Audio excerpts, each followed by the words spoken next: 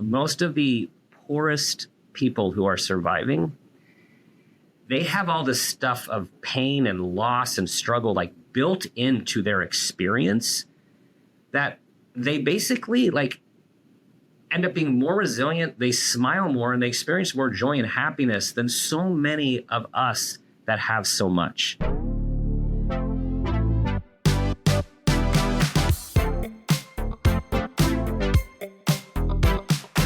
Welcome to Hope Comes to Visit. I'm Danielle Elliott-Smith. This is a space for real stories and honest conversations, for real moments, for resilience, for light, for talking about hope. I'm really excited today to have a guest, Dr. Dan Peters, who is an executive coach and a psychologist, and has his very own podcast, Make It a Great One with Dr. Dan. Let's take a quick moment to thank the people that support and sponsor the podcast. When life takes an unexpected turn, you deserve someone who will stand beside you. St. Louis attorney Chris Dully offers experienced one-on-one legal defense. Call 314-384-4000 or 314-DUI-HELP, or you can visit dullylawfirm.com. That's D-U-L-L-E lawfirm.com for a free consultation.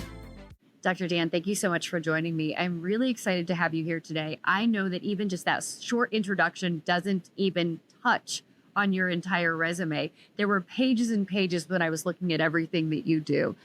Thank you so much for being here with me. Oh, I'm excited for this conversation, Danielle. Thanks for having me.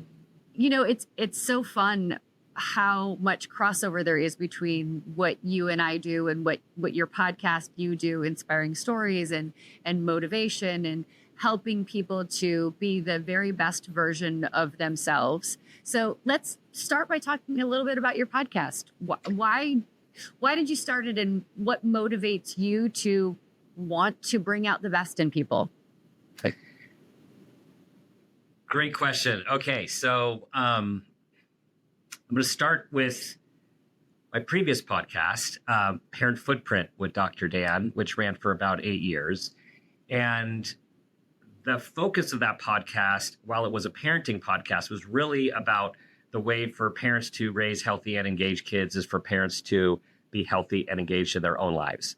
Mm-hmm. And so it was a slightly different spin, or I'd say a little more modern spin that many of us are talking about these days, with less focus just on how do we parent the best? How do we, what tools and strategies, which are all very important, but like focus on us as people. So that actually ended at the end of 2024 after about 8 years. But back with COVID, I had this experience right when we were in lockdown. And, all the family was home. Our 3 kids were home. We actually had a friend of one of our kids living with us too. And as we all remember, it was a really intense time and an uncertain time. And my way of physical and mental and spiritual health is running.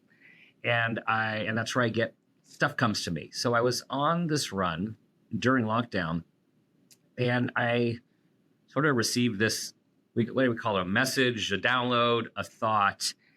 And it said, you need to bring hope, connection, awareness, and wisdom. And that kept going through my head, hope, connection, awareness, and wisdom. And at the time, our community was asking for connection. And so I was doing some Facebook Lives just to get people together. And that started this whole idea for me of the eventual pivot to the Make It a Great One. Okay. But it's also been consistent with all of my work, is really about seeing potential and seeing what could be and seeing what people are capable of and wanting to help them realize what that is in them. And so as time went on, and as my kids were getting older and are now young adults, I was feeling that there was some limitation with the parent focus, even by name. And I just felt, I just kept getting hope, connection, awareness, and wisdom, hope, connection, awareness, and wisdom. And it pushed me to go to this new podcast, Make It a Great One, which really is, as you said, about bringing all of those things so people can be the best versions of themselves. And And these days, we need us all to have a positive impact on our family, our communities, and humanity. And that's what drives me. Yeah, see, I love that. We're definitely in need of hope and wisdom and all of the goodness right now. In doing this podcast, what would you say has been the best thing you've learned? Hmm. Okay. I would say it's inspiration. The guests and their stories are so inspiring, and it just really motivates me to be the best version of myself. And the stories of whether it's trauma, whether it's hardship, whether it's serendipity, whether it's recreation, reinvention of oneself, it's just week in and week out. It just inspires me to keep doing it and to take it all in for my own life as well, knowing that I know you're having a recent pivot and this great new show, and you've done so much in your career. And I think for people need to hear that it takes courage and it takes risk to reinvent oneself and to keep growing and to not be complacent or scared or doubt oneself. And so I guess all this is to say is it's the inspiration of the human condition, with all that it comes with, to keep expanding. You know, it's so interesting that you say the inspiration piece, right? Because that's, I think, the thing that always feeds me as well. It falls into the, the Mr. Rogers look for the helpers, right? When we're struggling, when we're wondering where to look next, when we're feeling lost, it's looking for the good. And for me, in doing this podcast, I do believe that everyone has a story of hope that can inspire someone else. I believe that everyone has a little something in them that they have been through, that they have overcome, where they've had that moment of courage or that moment of resilience or that moment of growth. And people are probably going to get tired of hearing me say this, but I don't fall into the everything happens for a reason camp, because I've never been able to justify in my head some great loss for a child. Like, why would a child be the only one left in their family when they've lost everyone else? Or, why do my kids only struggle with having a mother who has had to overcome alcoholism, but then there are other kids who lost both parents? Playing field doesn't feel equal to me.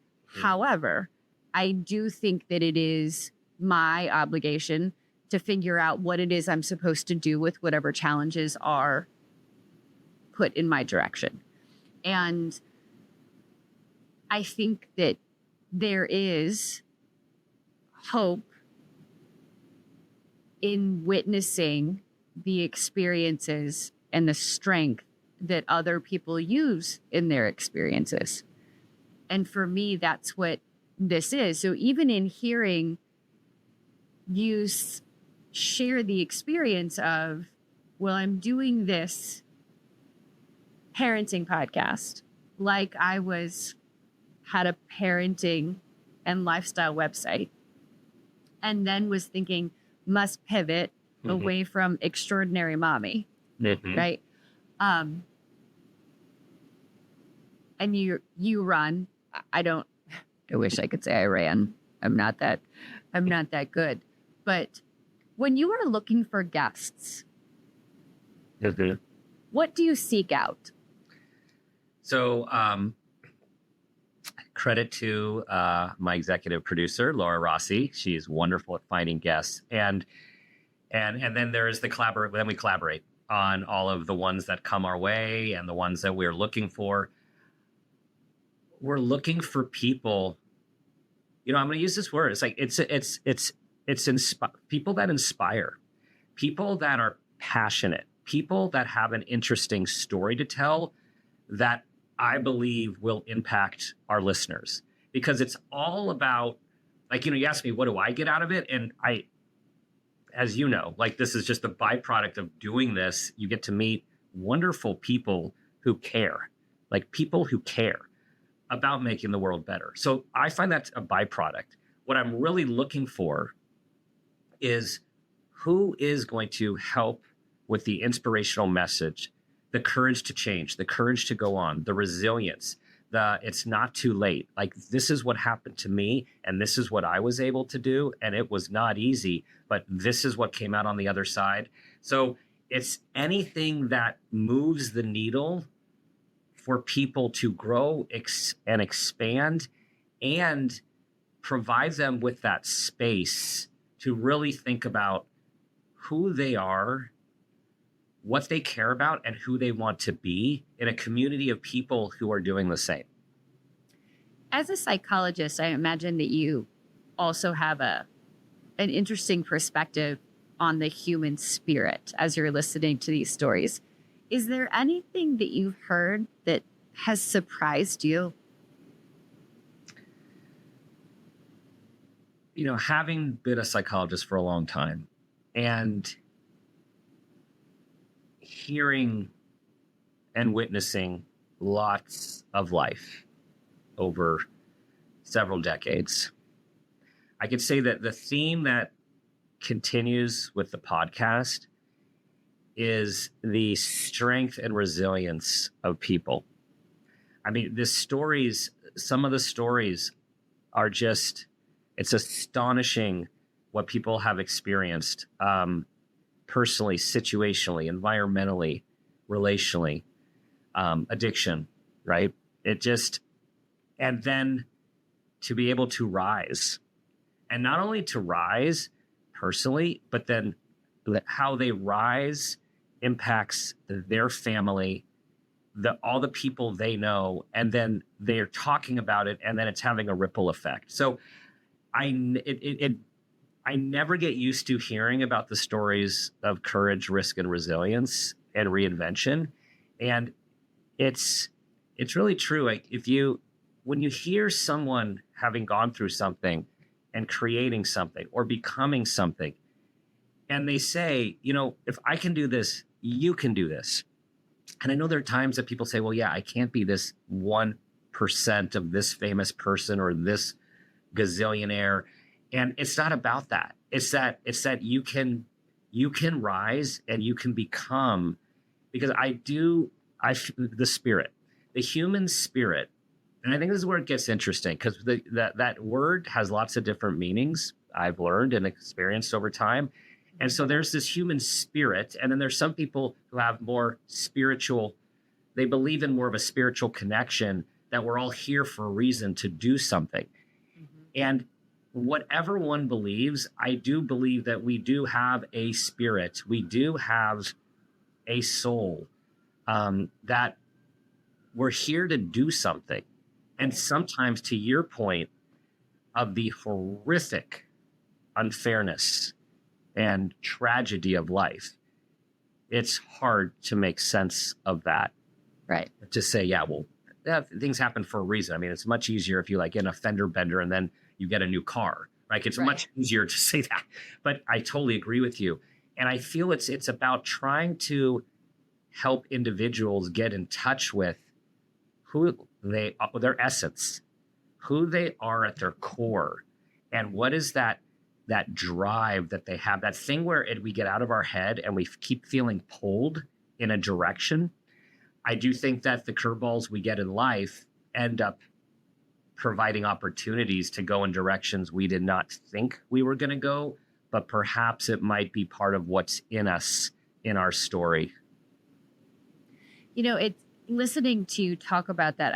The human spirit, right? So the multi definitions of the spirit, right? There's that spiritual side, and then there is the spirit and the soul, and then there is the spirit, the energy, right? Like, do we have that spirit to keep going?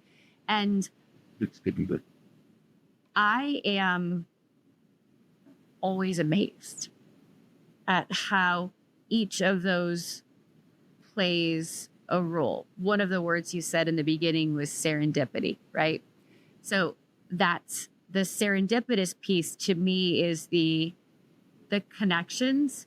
Like, how does this happen? And then this happens, and it tells me I'm in the right place. there have been so many dominoes that have lined up that have continued to assure me that this is the right time for me to be doing this podcast. I've had the domain for 5 years. I've known that I was doing this, and the name, I wanted to do a podcast for more than 15 or 20 years. I worked in traditional media years and years ago.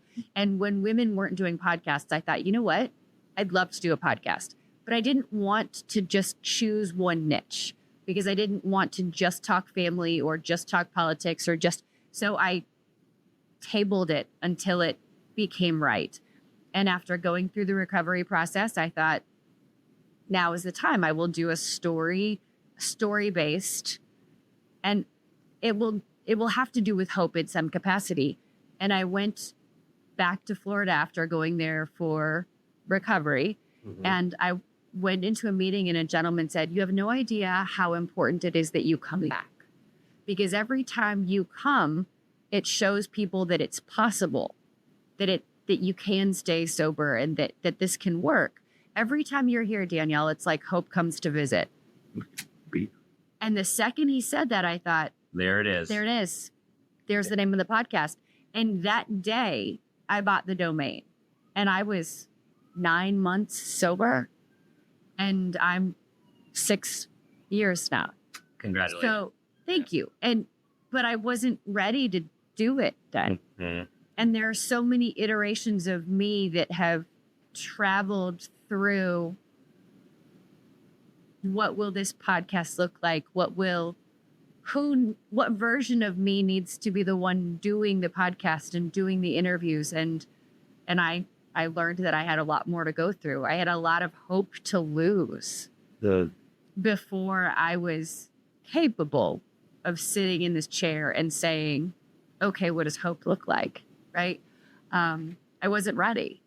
And in that way, things needed to happen in such a pattern, in such a way that I could be here in this place to have this conversation with you and feel equipped to do it appropriately. And it's not that I didn't feel I was decent at interviewing before. It's that I didn't feel equipped to have conversations fully around hope before I had fully had it and fully lost it. Yeah. And then seen it again. Yeah. So I guess the next question I would ask you is, what is the most beautiful piece of advice you've seen given? All right, two just popped into my mind, but there's one I love it. That's just pop it up to the top. Then go with both of them. Okay, so the main one, and then we'll see if I can remember the second one. The main one is, you are enough as you are. I love that. You are enough as you are. So I have enough tattooed right here. And the origin of that is I am and I have. I love that. Okay. And that, yeah, so we'll just keep it at that one, because it's so powerful. We come into this world with whatever our genetic blueprint is, with whatever parents we have, with whatever ethnicity, race, religion, culture, geography, and here we go. And there are many who believe we also come in with this sort of path, this this, here's what I'm supposed to do, back to the soul thing. And again, regardless of what everyone believes about that, we enter this world where we don't even realize how much programming comes into us for all of those different categories that I mentioned. And then unfortunately, what it does is it continues to take us away from ourselves. And we have to try on all these different things, and we have to do this and get graded on this. And are we good enough? Do we have enough? And this was all before social media, when it was all in our face. Right. And So I love what you have. Like, that's it. You are enough, because when we get back to our essence, it's all in there. And our life experiences just pile on us. And it's those of us who've had really traumatic situations that really can have a tremendous impact on one's sense of self, like who I am, my identity. And I think if we could continue to tell our kids, our friends, our loved ones, our colleagues, our employees, like, you're enough. Like, we might need to work on some things. Like, might need to work on some behaviors or some attitudes, or maybe a little bit of emotional regulation when these things happen. But you are enough as you are. What in your personal experience frames your idea of hope? Dude.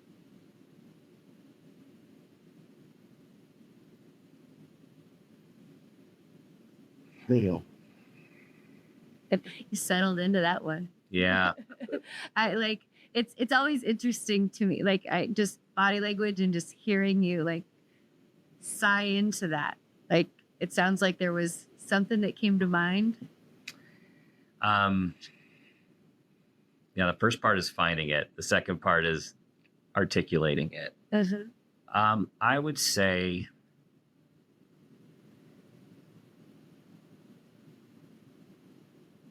like personally, just with our parenting journey, they're now having young adults, 3 young adults.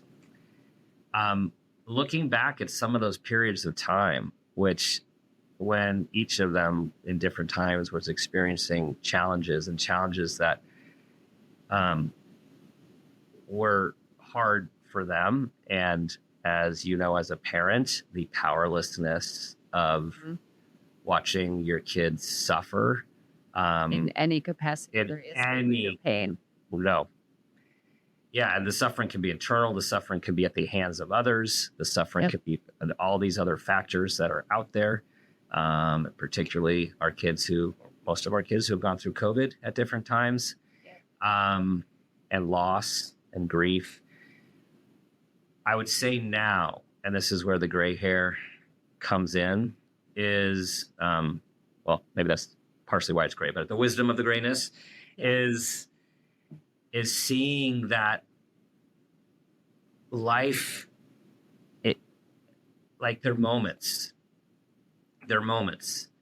and that whole notion of this too shall pass, those are really hard to stick to, those what all the inspirational sayings that we're trying to lean on when the moments are so hard and we're so powerless. But I can say there are several that I can think of that coming out on the other side and seeing what they become, it gives me tremendous hope on, again, back to the human spirit, like the human growth. And I feel like another related to what we're talking about, something that is a disservice to us in our messaging and our programming is that we're supposed to be happy.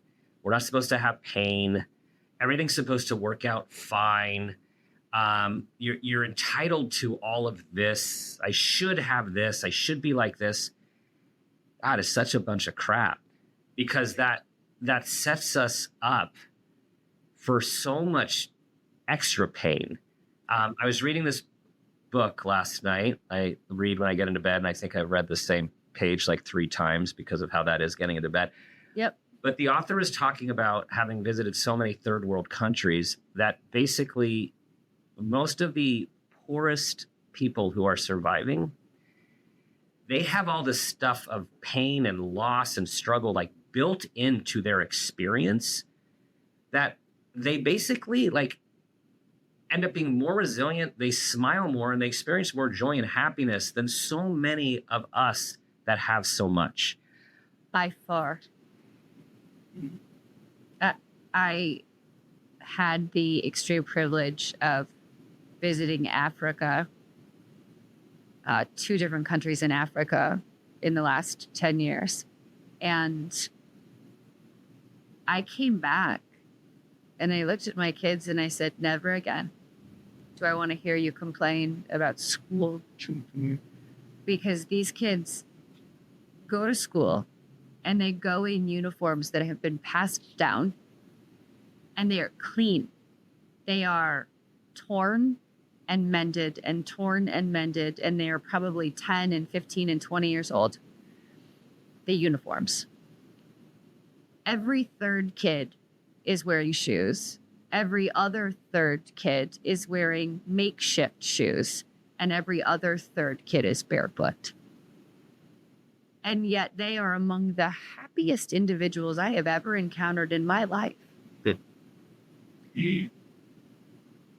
And they don't have a fraction. They're fascinated by my cell phone because they could see themselves for the first time. They didn't know what they looked like. Good.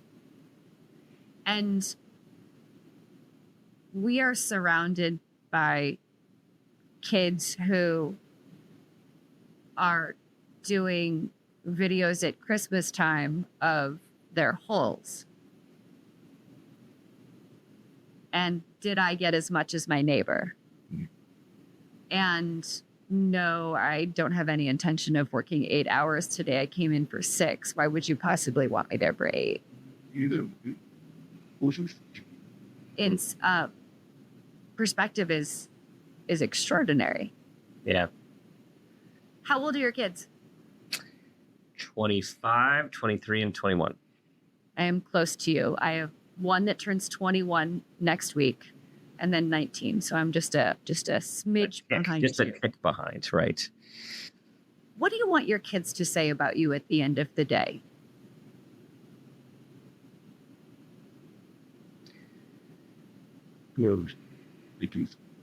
Exciting. Yeah, these are good. Yeah, these are. Yeah, you're making me think. Okay. Thinking is good. Thinking is good. I would. You're used to being on the giving end of the questions. I am, yes. So it's good to keep you on your toes every now and then. That I was kind, compassionate, loving, and that I made a difference in the world while I was in it. I love that. Yeah. When you think about making a difference, what does that look like? How would you like to make a difference? What is that? What is the Dr. Dan Peters stamp of difference look like?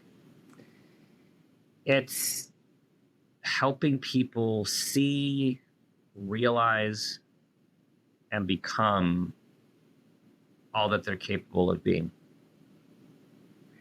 It's to follow that inner song, those inner thoughts, those voices, that passion, that force, and to reflect back to them when they can't see it themselves, who they are enough, and also who they are, what they're capable of, if they can embrace that inner authenticity and have the courage to just go for it and to expand. And so by them becoming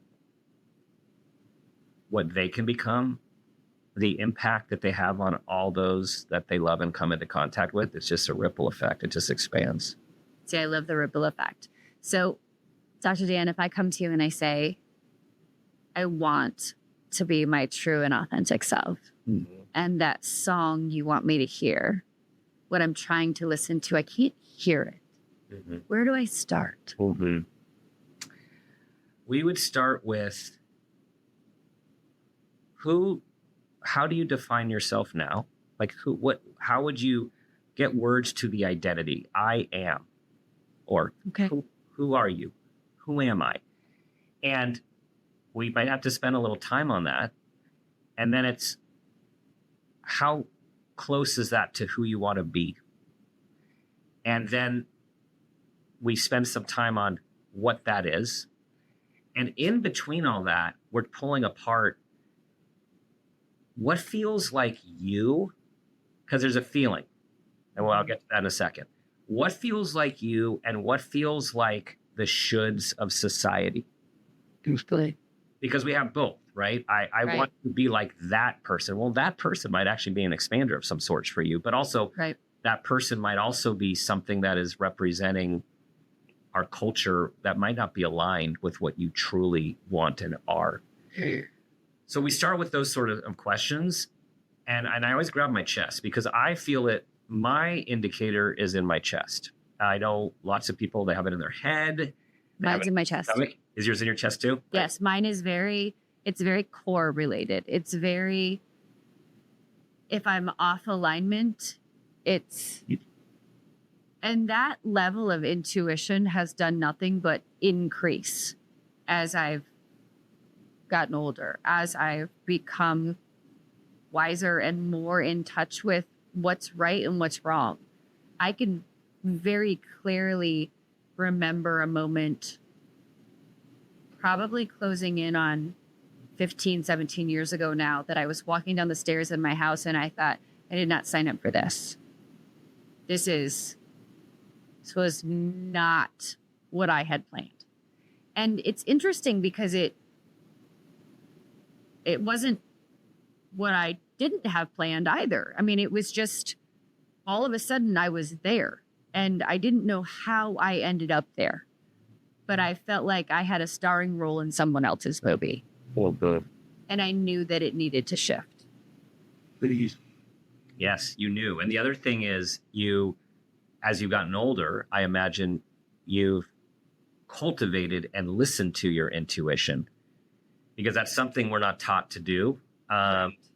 And all the parents I've worked with over the years, it's like, yeah, like we need to teach our kids to trust themselves, to listen to themselves.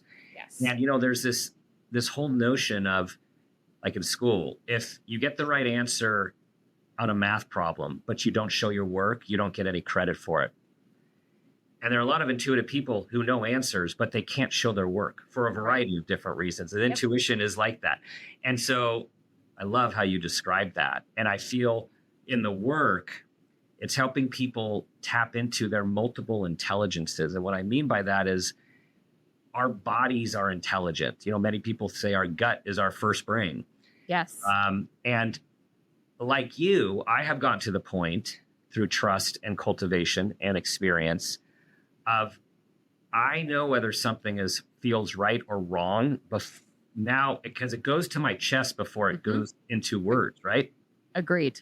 And it's trusting it and then trying to find the words so I understand it, but not trusting it just because I can't find the words. Well, it's interesting because when I feel that now, I just go with it. I don't feel as though I owe anyone an explanation anymore. Mm-hmm. There are times when I can sense someone in a room before I see them.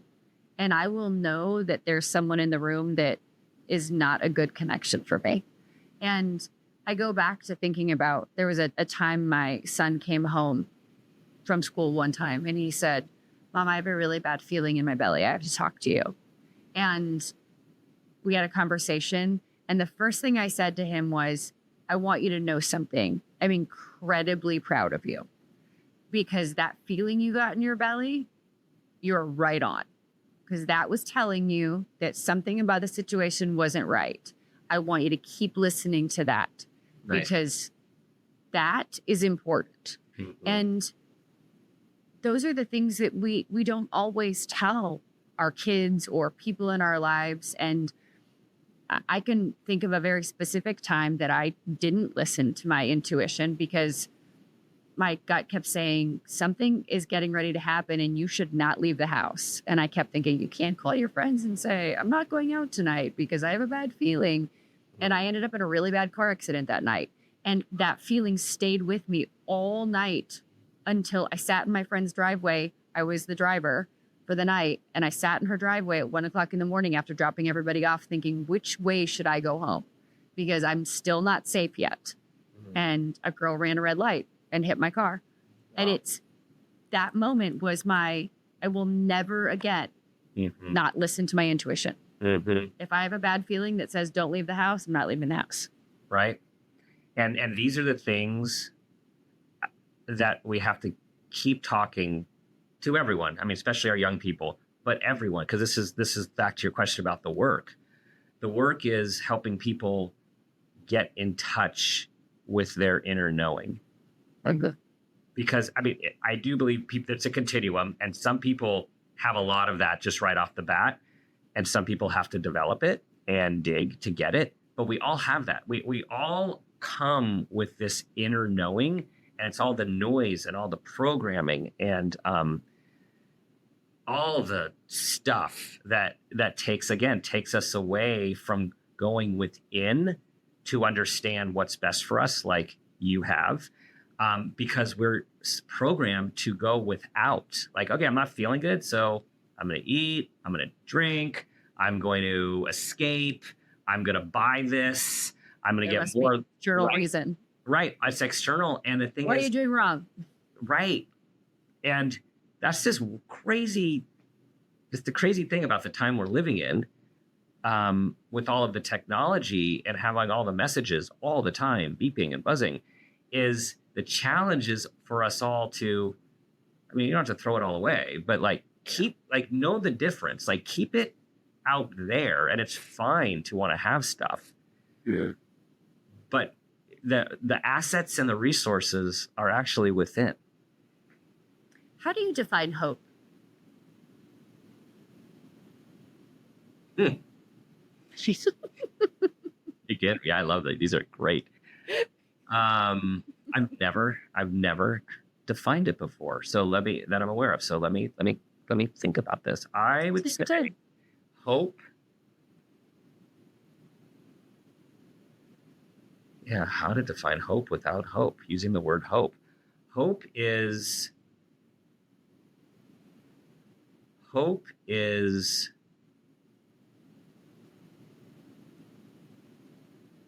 knowing that there's the possibility that things can be better than they are. That it's larger, it's expansive, and it's knowing that even though right now looks like this or feels like this, there is more. There is more. Do you have any big hopes? Okay. Daniel, I have lots of big hopes. Do you? They all, I guess, can be distilled to it is the main hope is for us as humans, as humanity, for us to collectively tap into our humanity and to know we're so good, like to know that we are good and to know that we are a collective. We are connected to everything. And the hope is for that kindness, that compassion, that love, for realizing like these are all our brothers and sisters. And when someone is hurting, our communities are hurting, you know, we don't think we see it. We think we could separate ourselves from it, and we can't. It impacts us at levels and energetic levels, as you talked about, that we don't even understand. And we have the ability to move things forward. There is enough for everyone. And there's enough love for everyone. There's enough connection. There's enough compassion. There is enough. And we are in some really troubled times, and yep. That's why when I got this invitation, I'm like, oh man, this is what we need to be talking about. No, I appreciate that. I've had a few people say, wow, this is a good time for that. And it's funny because I figure a handful of years ago we were saying the same thing to some degree, but it feels even more amplified right now, because every time I turn around, I'm thinking, really? okay, we're focusing on hope because I have to. I have to believe in the core good of most. I can't say that I believe that everybody is good deep down. And there was a time when I really, really believed that everybody's really good somewhere. And I don't, if I'm believing my eyes and my ears, I'm not getting that feeling. But I do believe that there are more good people, that there is more humanity than otherwise. And because of that, I think it's important to keep reminding people that the good exists and keep putting the hope and the positive out there so that when things do feel dark, that we don't forget that there is light. Because we need the taillights in front of us to be reminded that there's good we can follow, that there's other people doing good, that there's others out there who want to keep going. There's strength in numbers. Where can people find you? People can find me. So my website is drdanpeters.com, and social is at Dr. Dan Peters in all the places. Also, I direct a mental health center in California, and that for people who are looking for counseling or evaluation consultation, that's at summitcenter.us. And where in California is that? Our main office is in Northern California in the Bay Area, San Francisco Bay Area. And then we have a satellite office in Torrance, California, in Southern California. Amazing. It has been delightful to have a conversation with you. I'm so grateful that you've taken time with me. And it's always so good for my heart to have conversations with people who are in such hope alignment. Is there anything I didn't ask you that you would like to add? Any additional words of wisdom or hope or goodness? Yes, great questions. By the way, I'm just going to the reservoir for some added inspiration. Thank you. I disagree with you, Danielle. I do agree that there is more light than dark, and we need to keep focusing on that, and for everyone to know that everyone effort to be light in the dark has the ripple effect we're talking about. And it's the little things. Like, so I think we all get understandably overwhelmed by the enormity of all these things that are happening right now. And be kind, look at people, hold open a door, smile, help people, say hello, ask someone how they are. I mean, it's the littlest things create the light, create the energy, and move everyone forward. Dr. Dan Peters, thank you so much for joining me today. It has been a pleasure. Likewise. Thanks, Danielle. And thank you, friends, for being here with us on Hope Comes to Visit. It is a great joy and a great pleasure to bring these conversations to you. And I so hope that the hope we visited you with today brought you a little bit of inspiration, a little motivation, a little courage, reminded you that you are enough, or maybe we were a little bit of that ripple effect that Dr. Dan was talking about that allows you to share with someone else, that pushes you forward to open a door or say hello or have a conversation or be that good that someone else needs in their day. If you are inspired by the conversation, please do share this episode with someone you know and love. Until the next time we see you, be good to yourself and take care. And we love you, and we'll see you next time.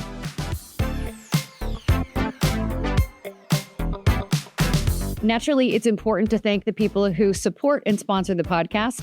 This episode is supported by Chris Dully, a trusted criminal defense attorney and friend of mine here in St. Louis, who believes in second chances and solid representation. Whether you're facing a DWI, felony, or traffic issue, Chris handles your case personally with clarity, compassion, and over 15 years of experience. When things feel uncertain, it helps to have someone steady in your corner. Call 314-384-4000 or 314-DUI-HELP, or you can visit dullylawfirm.com to schedule your free consultation.